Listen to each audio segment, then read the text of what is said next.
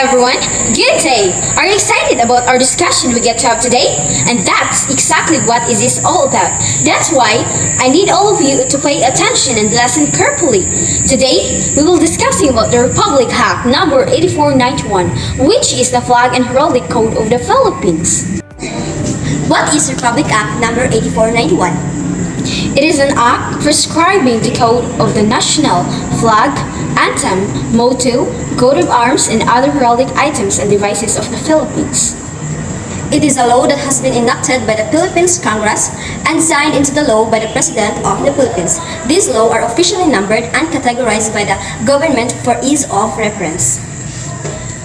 This policy is very important in our country since we are living in a democratic country. So when we say democratic, it means the power is vested in the people. So it means we are free to do whatever we want. We can post whatever we want in social medias and so on and so forth. This policy is very important for us to live harmony and peace. Rufus B. Rodriguez and Maximo B. Rodriguez Jr.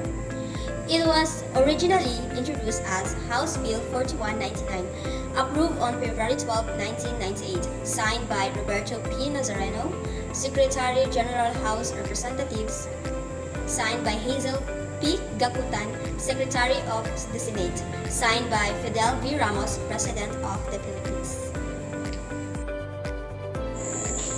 So, why the Philippine national flag should be displayed? So, displaying the Philippine national flag is a way of honoring the country and its people, and it should be done with proper decorum and respect according to the flag and the heraldic code of the Philippines. Section 1. Short title. This act shall be known as the Flag and Heraldic Code of the Philippines. Section 2. Declaration of policy, reverence, and respect shall at all times be accorded to the flag, the anthem, and the other nation symbols which embody the national ideas and tradition and which express the principle of sovereignty and national solidarity. Section 3. Definition of terms. Whenever use this act and the term A. Military shall be made of all branches of the armed forces of the Philippines, including the Philippine National Police, the Bureau of Jail Management and the Penology, and the Bureau of Fire Protection. B. Feston shall be the mean of hang that the corpse shaped between the 2 points as a decoration. C. Flag shall mean the Philippine national flag unless stated otherwise. D. Fly shall mean that part of the flag outside hoist or length. E. Symbol shall mean any conventional sign which reveals man achievement and heroism, for orders to decoration, identification, authority, and sign of dignity, for a coat of arms, logo, and insignia. Section 4. The flag of the Philippines shall be blue, white, and red with 8 red, golden yellow sun, and 3 5-pointed star, and consecrated and honored by the people. Section 5. The flag shall be displayed in the public buildings, official residences, public plazas, and institutions of learning every day throughout the year. Section 6. The flag shall be permanently hoisted day and night throughout the year in front of the following: at Malacañang Palace, the Congress of the Philippines Building, Supreme Court, the Rizal Monument in Luneta, Manila, Aguinaldo Shrine in Kawit, Cavite, Barcelen Shrine in Malolos, Bulacan, the Tomb of Anon Soldiers, Libingan ng mga Bayani, Masuelio de los Bertarnos de la Revolucion, all international ports in Tray, and all other placed as may be designated by the Institute. The flag shall be properly illuminated at night. Section 7. The flag shall also be displayed in a private building and residences or raised in the open flag staff in front of the said buildings. Every April 9, Araw ng Kagitingan, May 1, Labor Day, May 28, National Flag Day, to June 12, Independence Day, last Sunday of August, National Heroes Day, November 30, Bonifacio Day, and December 30, Rizal Day. And on the such others day may be declared by the President and or local chief executive. The flag also displayed throughout the year in private buildings or offices or raised in the open flag staff in front of the private building, provided that they observe flag raising ceremonies in accordance with the rules regulation to be issued by the office of the President. Section 10. The flag is flown from a flagpole shall have its blue field on the top in the time of peace and the red field on the top in the time of war. If in hanging position, the blue field shall be to the right, left of the observer in the time of peace, and the red field to the right, left of the observer in the time of war. Section 12. When the Philippine flag is flown with another flag, the flag, if both are national flag, must be flown on separate staff of the same height and shall be of equal size. The Philippine flag shall be hoisted first and lowered last. Section 14. A flag worn out through wear and tear shall not be thrown away. It shall be slowly worn to avoid misuse and desecration.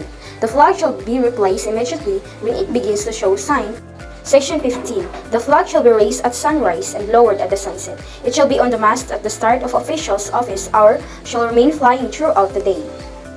Section 16. The flag may be displayed inside or outside a building or an stationary flagpole. If the flag is displayed indoors on a flagpole, it shall be placed at the left of the observer as one enters the room. Room the top of a flagpole, which shall be a prominent place or a commanding position in relation to surrounding buildings. From a stop projecting upward from the window sill, canopy, balcony, and facade of a building, in a suspended position from the roof extending from a building to pole extruding away from the building. E. Flat against the wall, vertically with the sun and star on the top end, hanging in a vertical position across the street with a blue felt pointing east if the road is heading south or north, or pointing north if the road is heading east or west. The flag shall not be raised when the weather is elected. If already raised, the flag shall not be. Section 17. The flag shall be hoisted to the top breastly and lowered ceremoniously. The flag shall never touch anything beneath it, such as the ground, flood, water, or other objects. After being lowered, the flag be handled and folded solemnly as part of the ceremony. Section 18. All government office and educational institutions shall henceforth observe the flag raising ceremony every Monday morning and the flag lowering ceremony every Friday afternoon. The ceremonies shall be simple and dignified and shall include the playing or singing of the national anthem. Section 19. The office of the President, upon the recommendation of the Institute, shall issue rules and regulation of the proper conduct of the flag ceremony. Section 20. The observance of the flag ceremony in official or civic gatherings shall be simple and dignified, and shall include the playing or singing of the anthem in its original Filipino lyrics and march tempo. Section 21. During the flag raising ceremony, the assembly shall stand in formation raising the flag. At a moment, the first note of the anthem is heard. Everyone in the premises shall come to attention. Moving vehicles shall stop. All person present shall ace the right palm over their cheeks. Those with hats shall uncover, while those in military scouting, security guard, and citizen military trainees uniform shall be. Salute prescribed by the regulation with their salute shall be complete upon the last note of the anthem. Section 23. The flag shall be flown at half-mast as a sign of mourning of all buildings and places where it is displayed as provided for in this act. On the day of official announcement of the death of any following officials: A. The President of a former President for 10 days. B. The Vice President, the Chief Justice, the President of the Senate, and the Speaker of the House of Representatives for 7 days. Other person to be determined by the institution for any period less than 7 days. Section 24. The flag may be used to cover the caskets of the honored dead of military, veterans of previous war, national artists, and the civilians who have rendered distinguished service to the nation, as may be determined by the local government unit concerned. In such cases, the flag shall be placed such as that white triangles shall be at the head and blue portion shall be covered the right side of the caskets. The flag shall not be lowered to the grave of allowed to touch the ground, but shall be folded solemnly and handed over to a heir of the deceased. Section 25. The following shall be flags of allegiance to the Philippine flag. Section 26. The period from May 28 to June 12 of each year is declared as Flag Days, during which period all office, agencies, and instrumentalities of government, business, establishments, institutions of learning, and private homes are joined to display the flag. Section 27. The flag shall have the following proportions: the width of the flag, the length of the flag, and the sides of white triangle. Section 28. The technical specification shall be as follows: the blue color shall bear cable number 8173, the white color cable number 80001, the red color cable number 8108, and the golden yellow cable number 8068. Section 34. It shall be prohibited: A. To mutilate, deface, defile, trample on, or cast contempt on any act or omission casting dishonor or ridicule upon the flag over its surface. B. To dip the flag to any person or object by way of compliment or salute. C. To use the flag as a drapery, festoon, tablecloth, as covering for ceilings, walls, statues, or other objects. as a pennant and hood, side, back, and top of motor vehicles, as a staff or whip for unveiling monuments or statues, and as trademarks or for industrial, commercial, or agricultural labels or designs. D. Display the flag under the painting or pictures. Horizontally face up, it shall always be hoisted aloft and be allowed to fall freely below any platform or in discotheques, cockpits, night and day clubs, casinos, gambling joints, and places of vice or where frivolity prevails. E. To wear the flag in whole or in a part of as a costume or uniform. F. To add any word, figure, mark, picture, design, drawings, advertisements, or imprint of any nature of the flag. G. To print, paint, or attach representation of the flag on the handkerchiefs, napkins, cushions, and other articles of merchandise. H. To display in public any foreign flag except in embassies and other diplomatic establishments, and in offices of international organizations. I. To use, display, or be part of any advertisement of information. And G. To display the flag in front of buildings or offices occupied by aliens. Section 35. The national anthem is entitled Lupang Hinirang. Section 36. The national anthem shall always be sung in the national language within or without the country. The following shall be the lyrics of the national anthem. Section 37. The rendition of the national anthem, whether played or sung, shall be in accordance with the musical arrangement and composition of Julian Filipi.